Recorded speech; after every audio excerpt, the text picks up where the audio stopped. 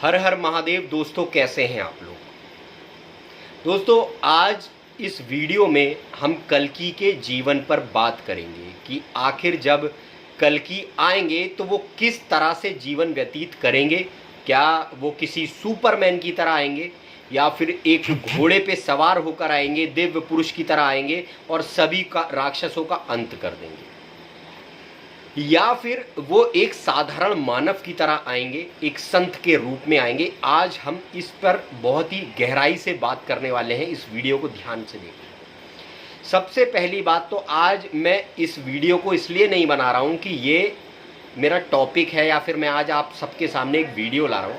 आज मैं आप सबके सामने एक बहुत ही जेन्युइन सी बात रखने जा रहा हूं जो आप सबको पसंद ज़रूर आएगी।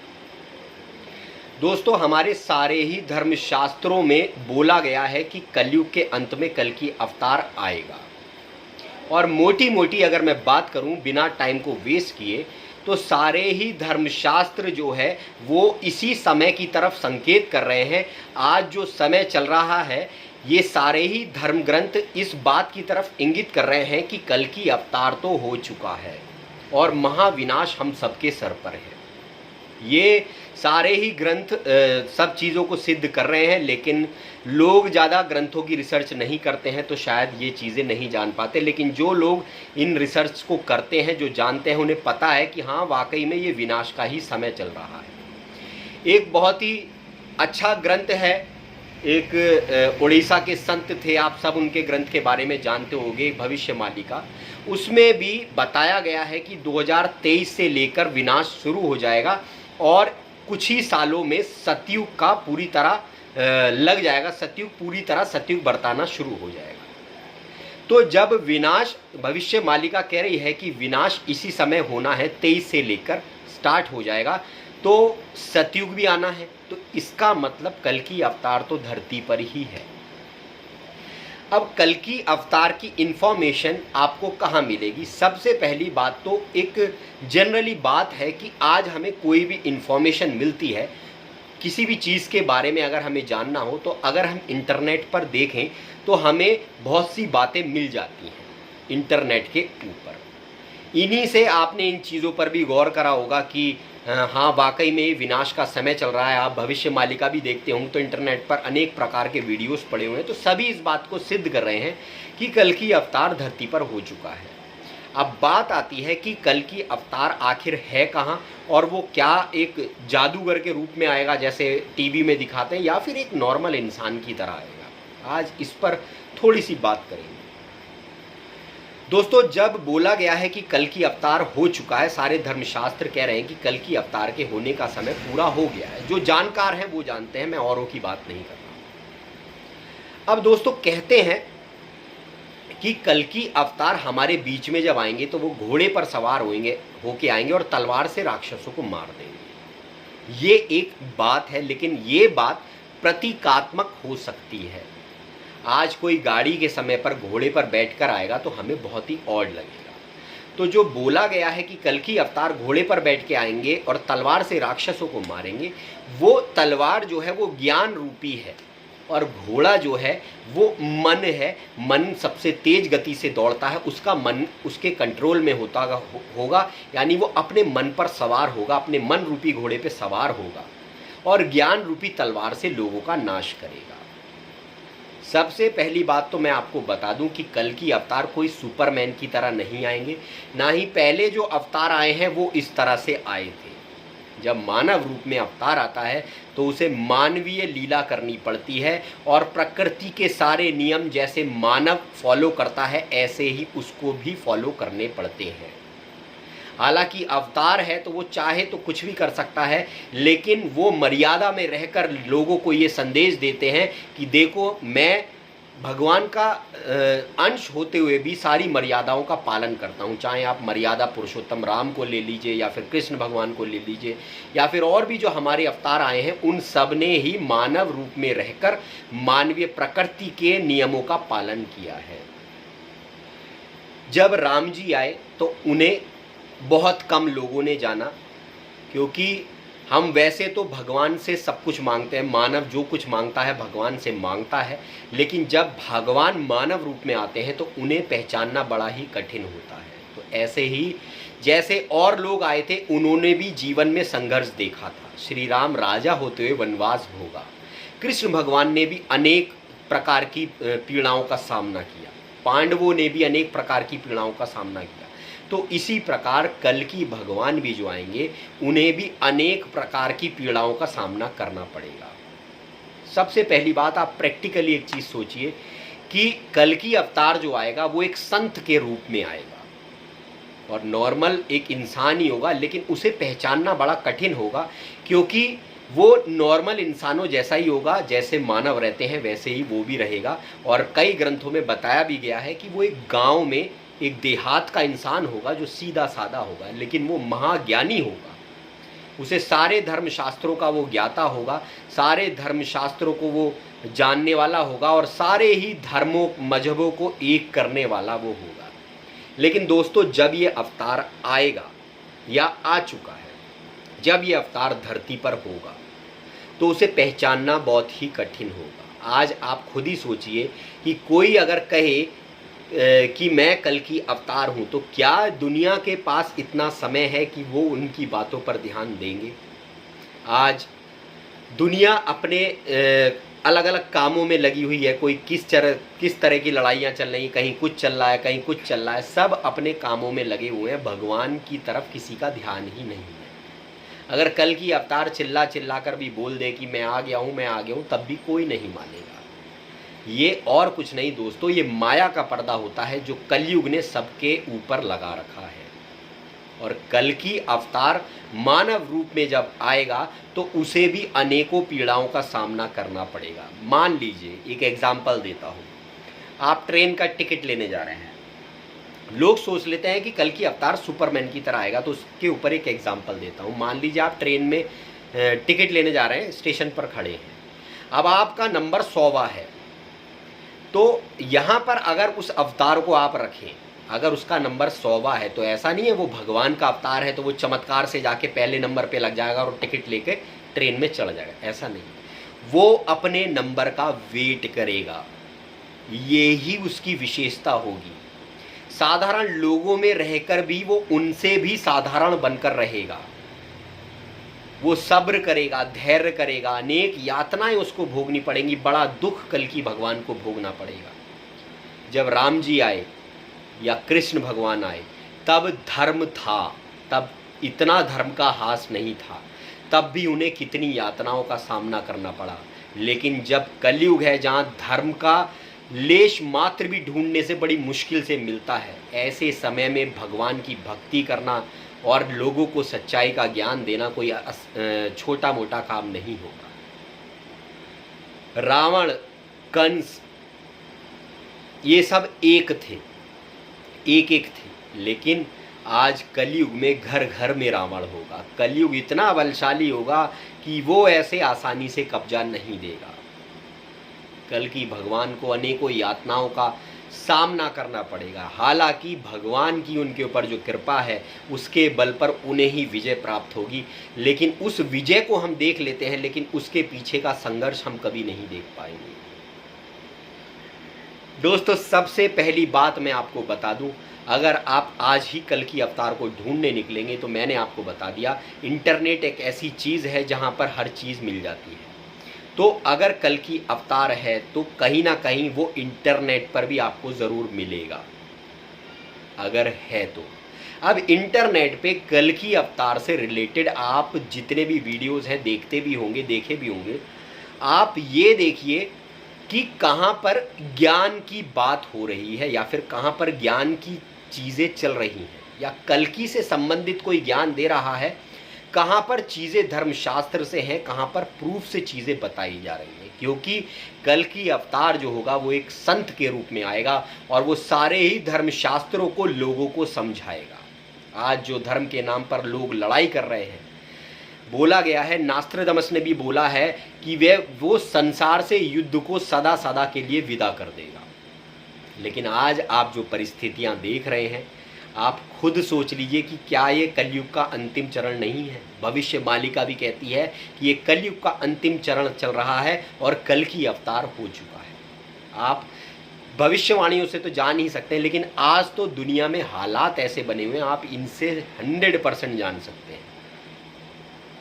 देश देश से लड़ रहे हैं, एक दो ही नहीं, सारे ज़्यादातर देश आपस में उनमें मतभेद चल रहा है। कभी भी ये युद्ध का रूप ले सकता है।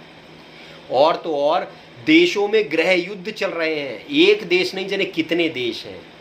आज हमारे भारत में भी धर्मों की लड़ाई जो है वो बढ़ती जा रही है, आप आज देख रहे होंगे। तो समझदार लोगों के ये समझने की बात है कि जो भी निशानियां कलयुग के अंतिम चरण की हैं वो हो रही हैं। लेकिन लोग सोचते हैं कि कल की अवतार जब प्रकट होंगे तो एक बड़ा सा रूप लेकर आएंगे सारी दुनिया के सामने और कहेंगे देखो मैं कल की हूं।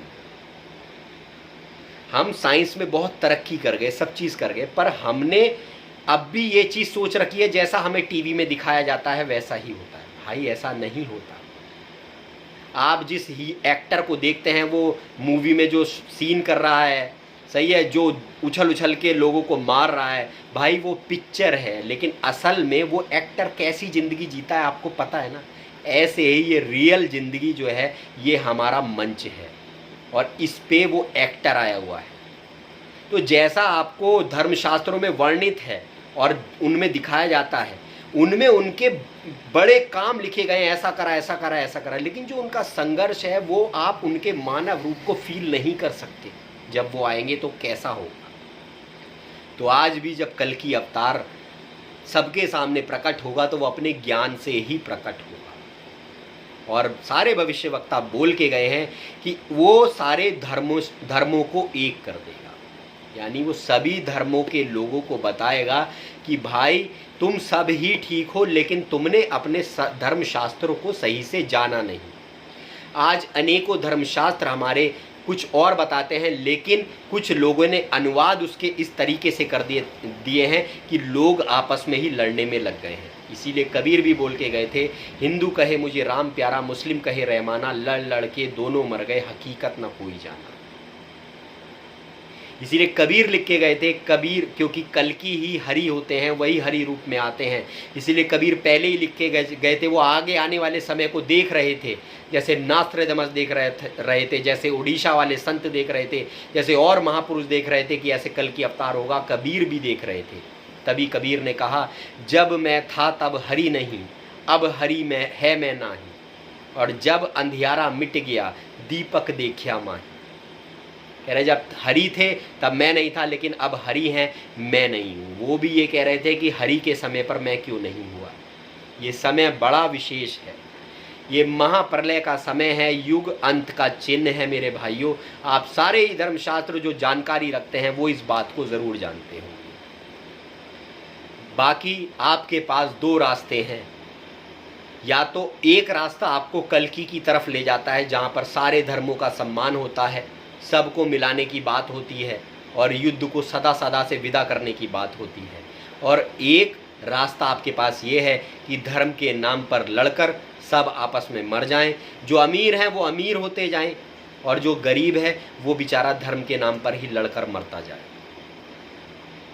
ये सब कलयुग का प्रभाव है। कलयुग बहुत बलशाली है, उसने ऐसा कर दिया है कि कल्कि को कोई पहचान नहीं पाएगा। उसने ऐसी परिस्थितियां क्रिएट कर दी हैं। कल्कि से उन्होंने वादा भी किया था कि जब तुम आओगे तो मैं तुम्हारे जैसे लाखों लोग बनाकर भेज दूंगा कि वो कहेंगे मैं कल्कि हूँ, मैं कल्कि हूँ। तुम्हारी बात पर कोई यकीन ही नहीं करेगा। मैं लोगों में अनेक अनेक तरह की चीज़ें डलवा दूंगा, किसी के पास कल्कि का नाम सुनने के लिए वक्त ही नहीं होगा। एक बड़ी अजीब बात है दोस्तों, त्रेता में राम जी थे, तो क्या आपने हनुमान जी को ये कहता सुना कि वारा अवतार की जय हो, वामन अवतार की जय हो, या विभीषण को या सुग्रीव को कोई और अवतार के नारे लगाता हुआ सुना? क्या वह नारा लगाते थे? जय श्री राम, जय श्री राम। क्यों? क्योंकि त्रेता में राम से ही उद्धार था। इसीलिए क्या कभी आपने सुना हनुमान जी कह रहे जय श्री कृष्ण? फ्यूचर की बात करें कि कृष्ण भी तो अवतार थे, लेकिन अब आप कहोगे उस कृष्ण तो उस समय हुए नहीं थे, तो वामन और ये तो हो गए थे ना, कच्छप अवतार, ये सब उन्होंने उनके नाम क्यों नहीं लिए? क्यों? क्योंकि त्रेता में राम जी से ही उद्धार था, इसलिए सब राम का गुणगान करते थे। किसी ने ना आगे वाले अवतार का गुणगान किया ना पीछे वाले। द्वापर में कृष्ण भगवान थे तो सब कृष्ण का गुणगान करते थे। लेकिन कलयुग में हम सारे भगवानों को याद करते हैं, लेकिन कभी आपने सुना कि कल्कि भगवान की जय हो? कोई मिले कहे अरे जय हो कल्कि भगवान की। जिस समय में जो युग होता है उसी अवतार से मुक्ति मिलती है। आपने सुना राम के बिना त्रेता में किसी को मुक्ति मिली? राम के माध्यम के बिना श्री राम ने ही मुक्ति दी। जो राम से मिला उसी की मुक्ति हुई, जो कृष्ण से मिला उसी की मुक्ति हुई।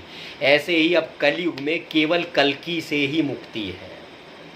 लेकिन आज लोग कल्कि का नाम सुनना भी पसंद नहीं करते। जानकारी तो छोड़ो, किसी के पास समय ही नहीं है ये सोचने के लिए कि क्या वाकई में कल्कि अवतार हो तो नहीं गया है, क्या वो धरती पर तो नहीं है? अगर है तो यार हमें मिलना चाहिए।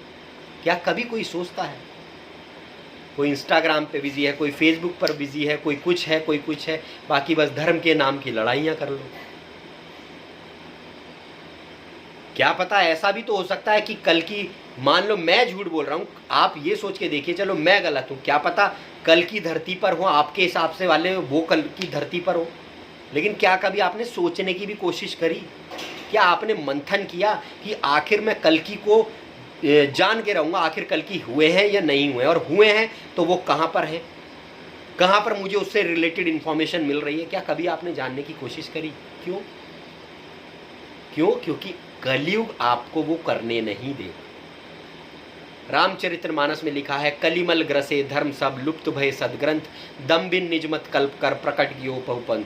कलयुग की गंदगी ने सारे धर्मों को ग्रस लिया है, सदग्रंथ जो है वो लुप्त हो गए हैं।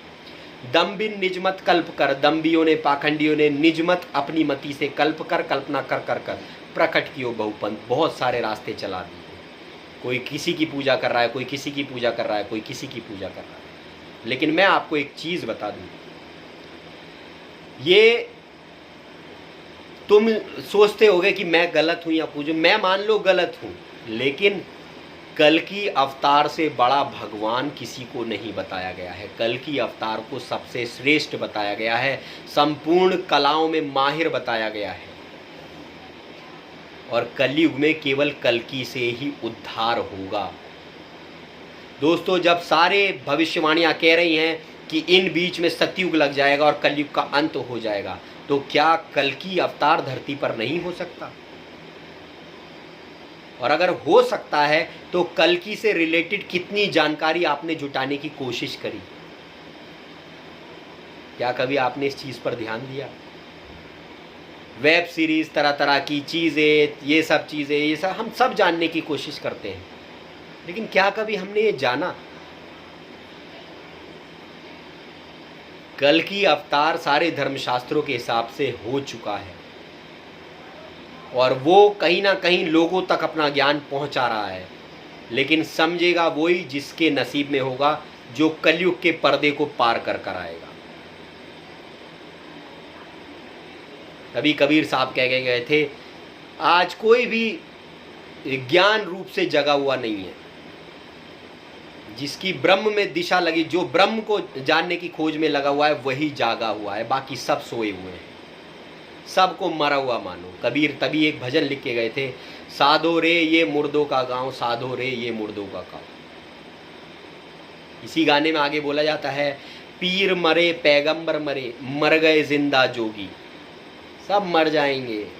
राजा मरी है, प्रजा मरी है, मर गए वैद और रोगी। कह रहे राजा भी मर गए, प्रजा भी मर गई, और वैद भी मर गए, और रोगी भी मर गए, लेकिन एक चीज नहीं मरी। कह रहे नाम अनाम अनंत रहते हैं, दूजा तत्व ना होई। वो नाम जो परमात्मा का नाम है, जिसे अनेक नामों से जाना जाता है, जिसे गीता में तत्व बोला है, उसे अनेक वेदों में नाद बोला है, अनेक ग्रंथों में उसे अनेक नामों से जाना गया है, जो निराकार ब्रह्म है, वो कभी नहीं मरता। और वो निराकार ब्रह्म परकाया प्रवेश कल्कि भगवान के अंदर आते हैं, और कल्कि भगवान और उनके साथ कुछ नेक सज्जन लोग वही धरती पर शेष बचते हैं और उसके बाद सतयुग लगाया जाता है। वीडियो ज़्यादा लंबा नहीं करूँगा, बस आपसे इतनी ही बात कहना चाहूँगा कि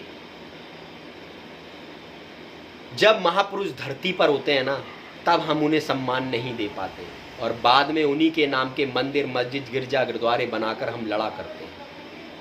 जब राम जी आए तो उन्हें किसी ने सम्मान नहीं दिया, प्रजा ने क्या क्या बोला। कृष्ण भगवान आए, उन्हें भी अनेकों प्रकार से सताया गया, ग्वाला बोला, कुछ बोला, अनेकों अपमान किए गए।